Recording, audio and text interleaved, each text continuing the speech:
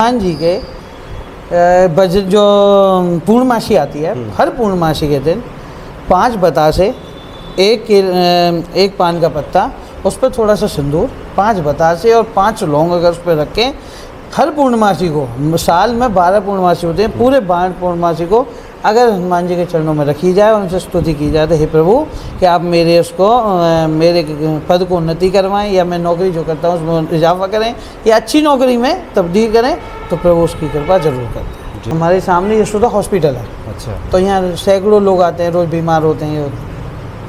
एक जो लेडीज आती थी, उनका बेटा वेंटिलेटर पर था।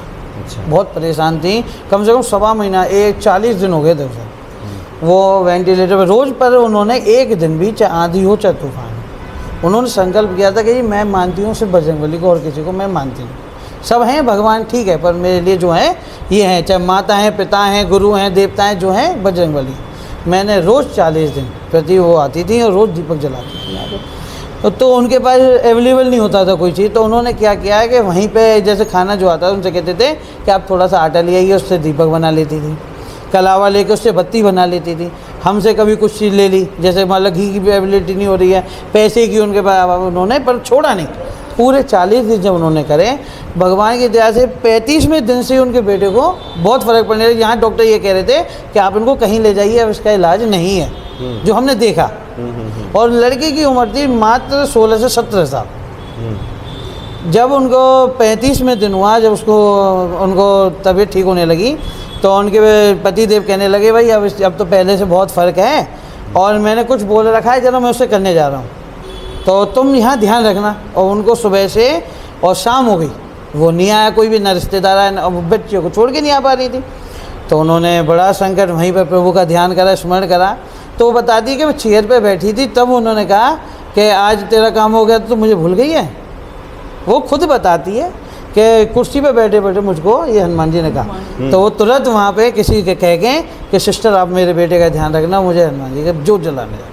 वो आई और सिर्फ जोत जला के चली गई, उन्होंने चाहे वो कुछ काम नहीं किया। तो ये हमने महिमा देखी है प्रभु। एक तेरा सहारा मेरे राम जी, एक तेरा सहारा मेरे राम जी, मेरे जीवन की बगिया सजा दीजिए, मेरे जीवन की बगिया सजा दीजिए।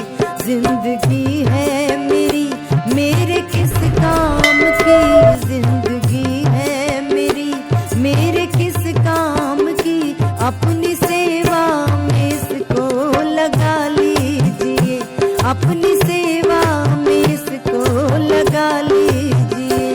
एक तेरा सहारा मेरे राम जी।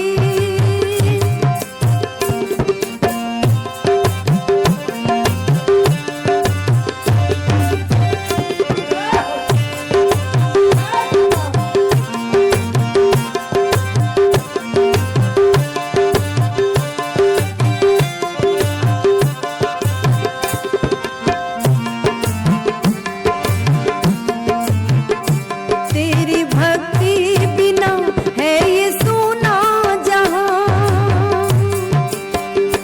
तेरी भक्ति बिना है ये सूना जहां, छोड़ तुझको जहां में मैं जाऊं कहां, छोड़ तुझको जहां में मैं जाऊं कहां। तू ही चाहे तो बनते वहां और यहाँ, तू ही चाहे तो बनते वहाँ और यहाँ। दास अपना मुझे भी बना लीजिए, दास अपना मुझे भी बना लीजिए। एक तेरा सहारा मेरे राम जी, एक तेरा सहारा मेरे राम जी, मेरे जीवन की बगिया सजा दीजिए, मेरे जीवन की बगिया सजा दीजिए। एक तेरा सहारा मेरे राम जी। जय सिया राम। जय सिया राम। सब सुख लहे तुम्हारी सरना, तुम रक्षक काहू को डरना। हनुमान जी की प्रसन्नता से सब संभव हो जाता है भक्तों के जीवन में। हनुमान जी कृपा करते हैं तो दुर्गम काज भी आसान हो जाता है। हनुमान जी साक्षात यहाँ विराजमान हैं और हनुमान जी के महिमा बताने के लिए पूज्य पंडित जी हैं। स्वागत है आपका। जय सिया राम। जय श्री राम। जी पंडित जी, क्या शुभ नाम हुआ आपका? लक्ष्मी नारायण गोस्वामी। पंडित जी, हम लोग अभी कहाँ खड़े हैं, कौन सी जगह है? यह है शक्ति दुर्गा मंदिर, नेहरू नगर 30 गाजियाबाद। जी, हनुमान जी पंडित जी संकट मोचन है, बिल्कुल कलयुग जी। के साक्षात देवता है। देवता हैं। क्या हनुमान जी की आराधना भक्त करें तो जीवन में सब संभव हो जाता है? बिल्कुल जी। हनुमान जी की आराधना से सबसे पहले बल, बुद्धि और विवेक की वृद्धि होती है, जो कि जीवन में हमें सबसे ज़रूरी है, बल, बुद्धि और विवेक। जी, ठाकुर जी महाराज सबसे पहले देने वाले हैं, बल बुद्धि के देने वाले हैं। फिर कलयुग में जितने भी भगवान जो विराजमान हैं, उनकी सबकी सेवा के लिए हम और आप लोग पर्याप्त नहीं हैं, तो हनुमान जी तत्पर रहते हैं हर जगह। हम कहीं भी कोई मंदिर होता है, वहाँ पे सबसे पहले हनुमान जी का पूजन करते हैं। हनुमान जी वहाँ विराजमान रहते हैं, ठाकुर जी की सेवा करते हैं। हनुमान जी जो हैं संकट के हरने वाले हैं, सभी को मंगल करने वाले हैं। जो नित्य प्रति हनुमान जी के सुंदरकांड का, हनुमान चालीसा का, बजरंग बाण का पाठ करता है, दीपक जला के, उसको हर प्रकार से सभी संकट से मुक्ति प्राप्त होती है और आनंद के साथ वो जीवन को प्राप्त कर सकता है। जैसे कि आजकल के समय में सबसे ज़्यादा शरीर से परेशान है। अच्छा, जितने भी लोग ज़्यादातर आते हैं तो किससे? केवल स्वास्थ्य से। तो हनुमान जी के नित्य प्रति सरसों के चमेली के तेल में अगर दीपक जलाया जाए या तिल के तेल का दीपक जलाया जाए और हनुमान जी के सीधे पैर पे और लेपन किया जाए सिंदूर का, तो उससे शरीर की आधी से ज़्यादा समस्याएं खत्म होती हैं। अच्छा, जो हमने करके देखा है और बताया है। अच्छा। दूसरी बात, जैसे कोई आजकल दूसरे आदमी व्यापार से बहुत ज़्यादा परेशान है, किसी को पैसे दे दिए, वो देने का नाम नहीं लेता है। व्यापार यहाँ है वहीं पर थम जाता है, आगे नहीं बढ़ रहा है।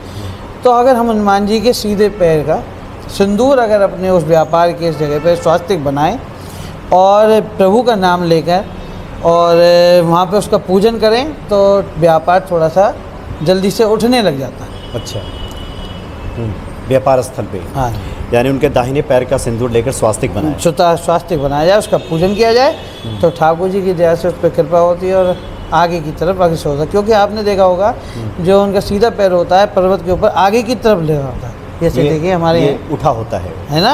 ये क्या करते हैं कि प्रभु जब उड़े थे तो पहले जब पैर आगे था तो आगे की तरफ जैसे बढ़े, ऐसे ही हमारा भी व्यापार आगे की तरफ ऊपर की तरफ बढ़े, वो उन्नति या प्रतीक। जब पंडित जी, कई बार होता है कि बहुत सारे भक्त जो कि संकटों की वजह से ही हनुमान जी की शरण में आते हैं कि सुनते हैं कि हनुमान जी संकट मोचन है, कुछ दिन हनुमान चालीसा पढ़ने के बाद घबराने लगते हैं कि हनुमान जी तो सुन ही नहीं रहे। हाँ, ऐसे भक्तों को क्या बता रहे हैं? नहीं देखिए जी, हमने आप कहीं भी आप एग्ज़ाम देने भी जाते हैं, कहीं भी जाते हैं, आप पूरे साल पढ़ते हैं, पूरे साल पढ़ाई करते हैं, पर एग्ज़ाम के टाइम पे अपने आप ही थोड़ी घबराहट होती है, अपने आप बुखार भी आ जाता है, ये भी होता है, वो भी होता है।